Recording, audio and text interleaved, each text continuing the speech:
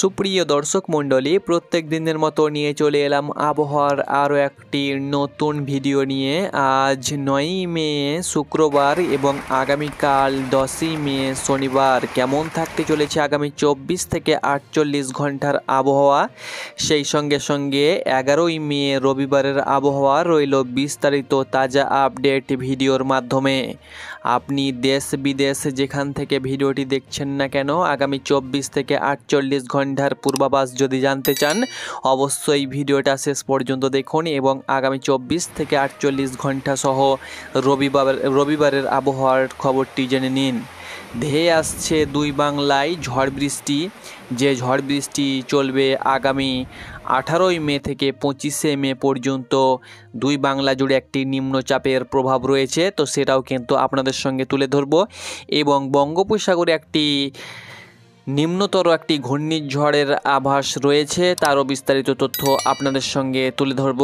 তো আপনারা দেখছেন আপনাদের এই প্রিয় YouTube channel WB weather news. প্রত্যেক দিনের আবহাওয়ার বুলেটিন পেতে অবশ্যই সাবস্ক্রাইব করতে ভুলবেন না এবং আপনি কোন জেলা থেকে ভিডিওটি দেখছেন আপনি আপনার জেলার নামটি অবশ্যই লিখে জানাতে ভুলবেন না।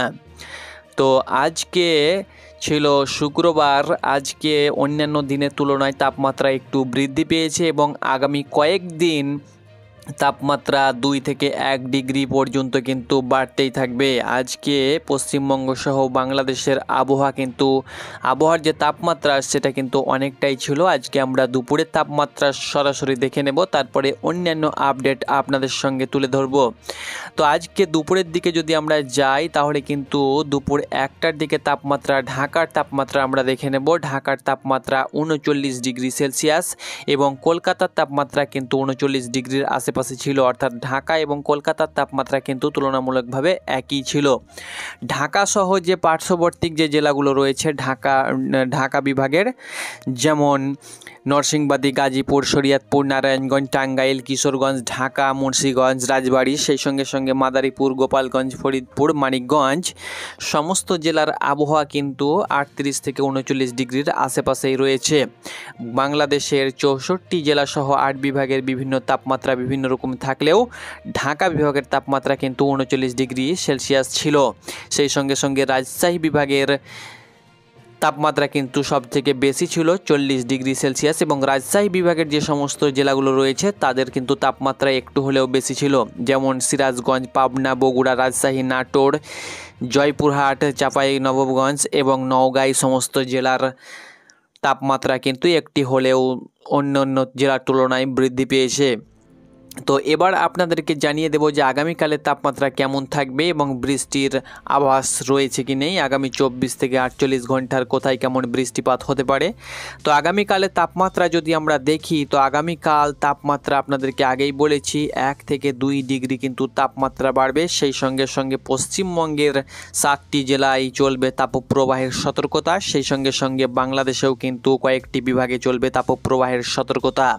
তো আগামীকাল ঢাকার তাপমাত্রা কিন্তু প্রায় 40 ডিগ্রি সেলসিয়াসের আশেপাশে থাকবে, কলকাতার তাপমাত্রা 39 ডিগ্রি সেলসিয়াসের আশেপাশে থাকবে। ঢাকার যে সমস্ত জেলাগুলো রয়েছে, যেমন ঢাকা বিভাগের নরসিংদী, গাজীপুর, শরীয়তপুর, নারায়ণগঞ্জ, টাঙ্গাইল, কিশোরগঞ্জ, ঢাকা, এই সমস্ত জেলার উপর দিয়ে তাপপ্রবাহ বিরাজ করবে, আংশিক তাপপ্রবাহ বিরাজ করবে। সেই সঙ্গে সঙ্গে রাজশাহী বিভাগের রাজশাহী, তার সঙ্গে সঙ্গে নাটোর এবং চাঁপাইনবাবগঞ্জের উপরে আংশিক তাপপ্রবাহ বিরাজমান করবে। সেই সঙ্গে সঙ্গে পশ্চিমবঙ্গের দিকে যদি আমরা যাই, তো মালদার তাপমাত্রা আগামীকাল 40 ডিগ্রির আশেপাশে থাকবে, ধুলিয়ান 41 ডিগ্রি, নলহাটি বীরভূম জেলা 40 degree, Suri 39 degree, Durgapur 39 degree. পশ্চিমবঙ্গের 7টি জেলার ওপরে চলবে তাপপ্রবাহ, আংশিক তাপপ্রবাহ। সেই সব জেলাগুলো হলো বীরভূম, 2, বর্ধমান, তার সঙ্গে সঙ্গে পশ্চিম মেদিনীপুর, তার সঙ্গে সঙ্গে বাঁকুড়া এবং পুরুলিয়া, এই সমস্ত জেলায় চলবে আংশিক তাপপ্রবাহ, কারণ এই সমস্ত জেলায় তাপমাত্রা আগামী 2 থেকে 3 দিন 2-1 ডিগ্রি সেলসিয়াস বাড়ার সম্ভাবনা অনেকটাই রয়েছে।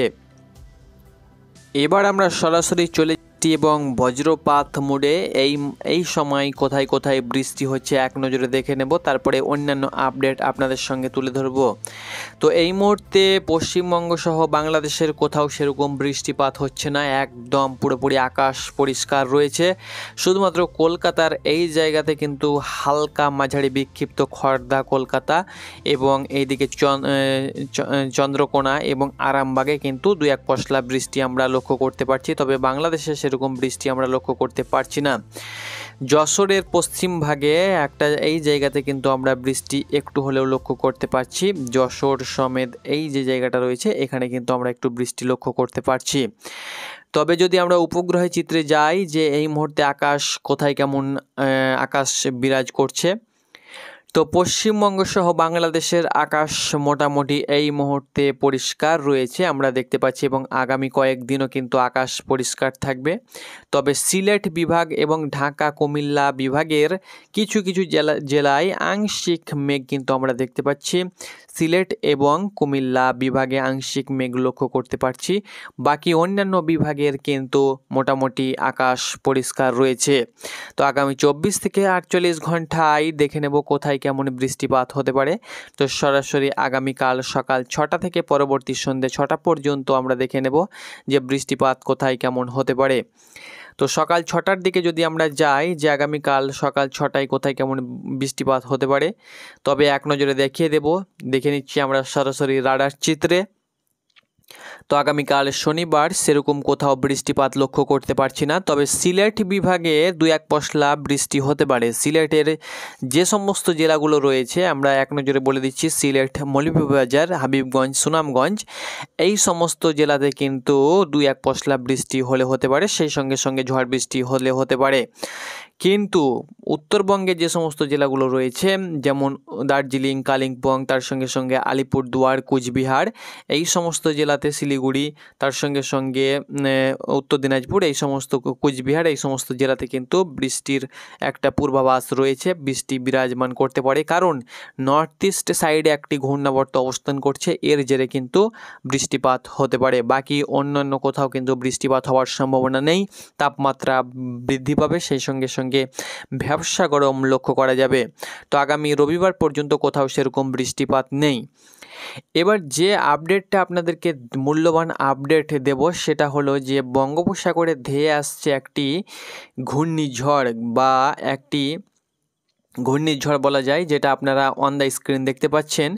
এই মুহূর্তে বঙ্গোপসাগরের আজকের চিত্র যদি দেখি তো মোটামুটি দেখতে পাচ্ছেন বঙ্গোপসাগর চত্বর কিন্তু মোটামুটিভাবে পরিষ্কার রয়েছে।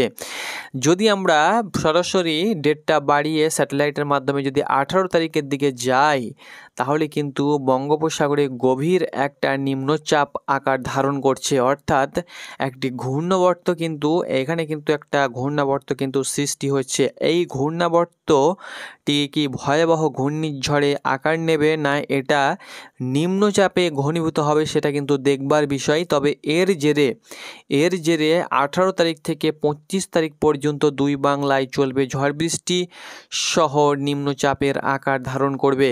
তো দেখতে পাচ্ছেন আপনারা অন দ্য স্ক্রিন এই ঘূর্ণাবর্তের জেরে পুরোপুরি বঙ্গোপসাগরে কিন্তু একটা বৃষ্টির প্রকোপ আমরা দেখতে পাচ্ছি। এর কারণে দুই বাংলায় কিন্তু আমরা বৃষ্টি লক্ষ্য করতে পারছি। দেখতে পাচ্ছেন বাংলাদেশে কিন্তু পুরোপুরিভাবে বৃষ্টি, সেই সঙ্গে সঙ্গে পশ্চিমবঙ্গেও কিন্তু আমরা বৃষ্টি লক্ষ্য করতে পারছি। আপনারা অন দ্য স্ক্রিন দেখতে পাচ্ছেন 18 তারিখ, 19 তারিখ সরাসরি আপনারা স্যাটেলাইটের মাধ্যমে দেখতে পাচ্ছেন। আপনাদেরকে আমি ফেক ইনফরমেশান দিচ্ছি না। 20 তারিখেও কিন্তু বৃষ্টি লক্ষ্য করতে পারছি, সেই সঙ্গে সঙ্গে 21 তারিখেও কিন্তু আমরা বৃষ্টি লক্ষ্য করতে পারছি। আপনারা দেখতে পাচ্ছেন কোনো সময় ভারী বৃষ্টি, কোনো সময় হালকা বৃষ্টি, কোনো সময় মাঝারি বৃষ্টি আমরা লক্ষ্য করতে পারছি। সেই সঙ্গে সঙ্গে দমকা হাওয়া সহ ঝড় বৃষ্টি হওয়ার সম্ভাবনা রয়েছে। কোথাও কিন্তু শিলাবৃষ্টিরও কিন্তু সতর্কতা থাকবে। আপনারা অন দ্য স্ক্রিন দেখতে পাচ্ছেন যে কোথাও ভারী বৃষ্টি, কোথাও হালকা মাঝারি বৃষ্টি কিন্তু ফুটেজ সমেত দেখতে পাচ্ছি। সেটা কিন্তু 24 এবং 25 তারিখ নাগাদ কিন্তু চলবে। তো আশা করি আপনাদেরকে বোঝাতে পেরেছি। পরবর্তী আপডেট যখনই আমরা পাবো অবশ্যই আপনাদের সঙ্গে তুলে ধরবো। ততক্ষণ পর্যন্ত ভালো থাকুন, সুস্থ থাকুন, ধন্যবাদ।